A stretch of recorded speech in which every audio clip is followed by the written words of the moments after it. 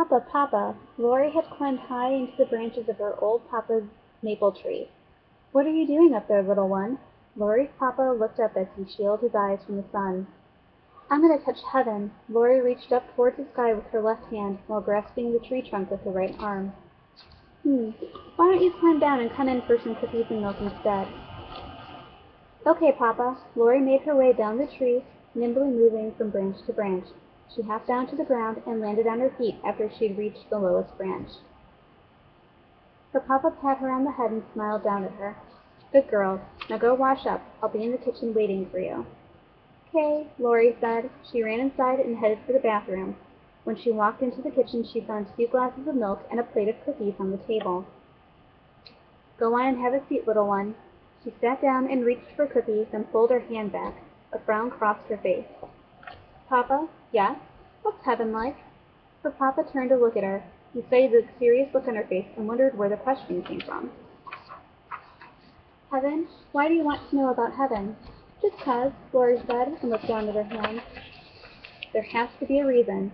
Well, Lori said, I just want to make sure it's a nice place. I know Grammy's there, and now so's Oscar. Oscar? Yeah, Oscar. Remember my hamster, Papa? Oh, right, Oscar the hamster. He was brown, right? Yep, so what's it like? Lori was not going to drop this. Oh, well, I can't say for certain, but you want to know what I think? Lori nodded her head. She was eager for an answer. It's a wonderful place where you are surrounded by everyone you love. There's no sickness, no pain, and everyone is happy. Do you think Oscar's keeping Grammy company there? His face became very serious. Of course he is, he said. Okay. Lori grabbed a cookie and enjoyed her snack. Lori smiled at the memory. It had been years since that summer afternoon at her papa's house, that she remembered it as if it had just happened. She stretched in bed and sat up.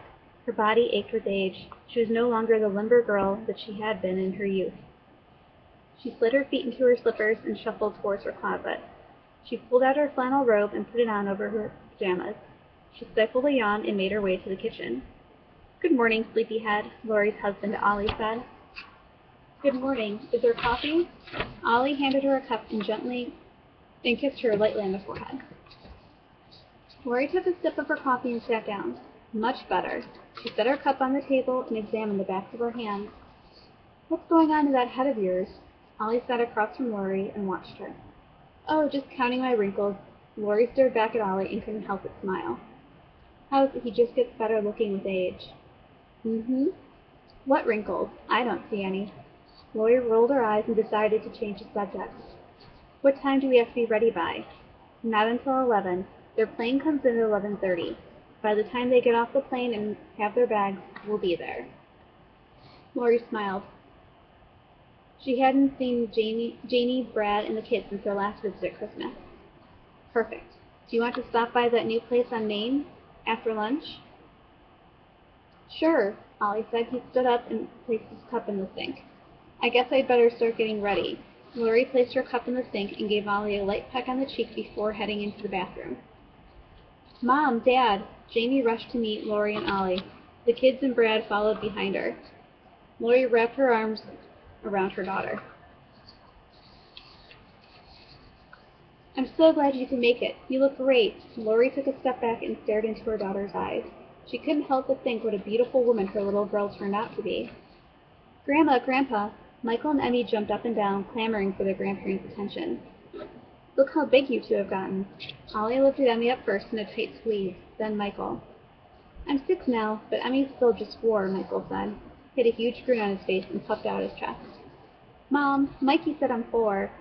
Emmy's eyes began to well up with tears. Lori held back her laughter while Janie and Brad handled the situation. Finished with their welcomes and hugs, they headed to lunch, then to Lori and Ollie's house.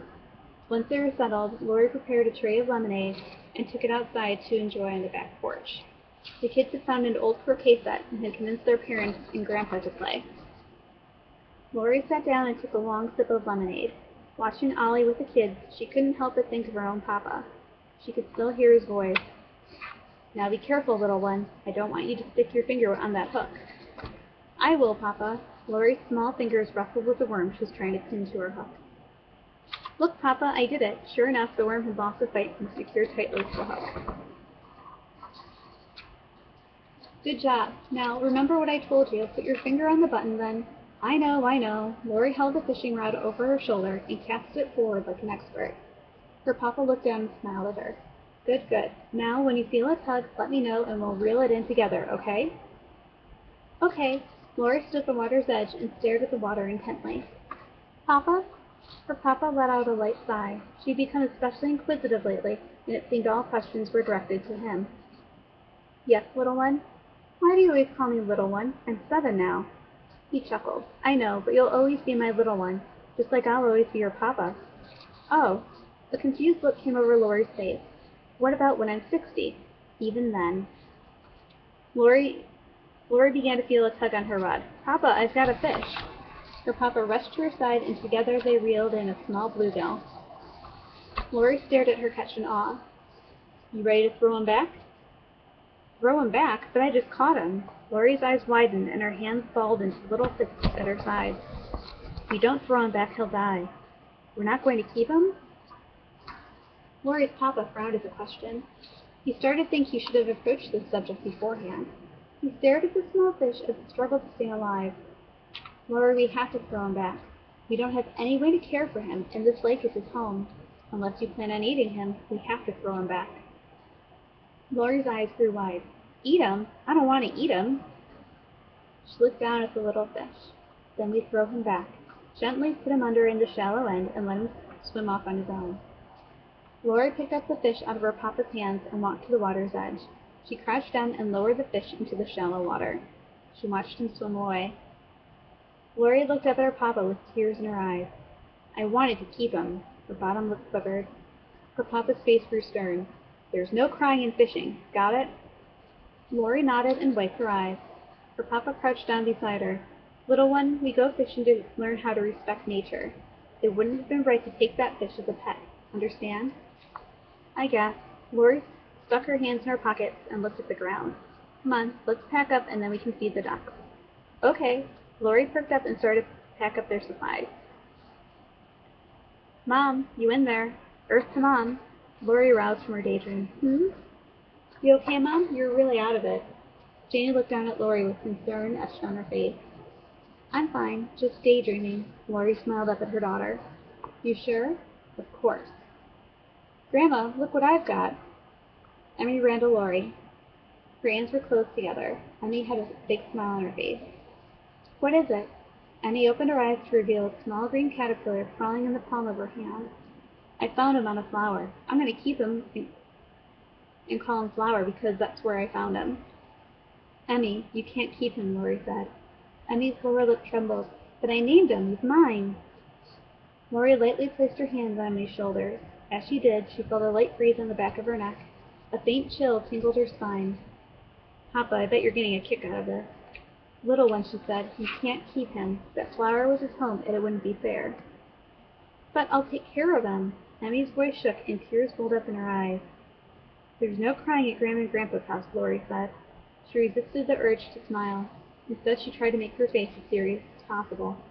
Oh, Papa, it's times like these when I feel like you're watching over me. Another cool breeze ran across the back of her neck. She could feel the hair on her arms stick up. Now, unless you're going to eat that caterpillar, you put him back on that flower. Maybe this isn't quite the same as that time we went fishing, Papa. Lori continued to hold back her laughter. Eat him? Emmy was mortified. What's Emmy eating? Michael marched over to investigate. That's right, Emmy. That caterpillar is a part of nature, and we need to respect that. Understand? Please understand. I have no place left to go with this. I wish you were here, Papa.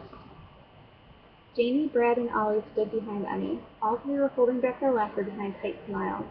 Lori found herself having a hard time holding back as well. Okay, Emmy walked back to the flower she had found her caterpillar on and let him go.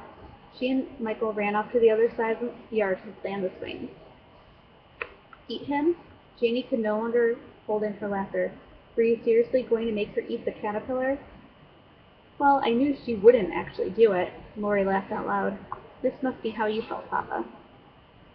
Brad shook his head. Well, I guess she'll stop trying to adopt every creature she comes across. Thanks, Lori. Anytime.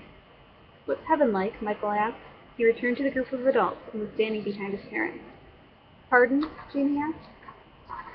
What's heaven like? Emmy said the caterpillar would have gone to heaven if she ate him. What's it like? Lori laughed out loud. She stood up and took Jamie and Brad by the arm. I think that's a question for your grandpa, Lori said as she led her daughter and son-in-law towards the house.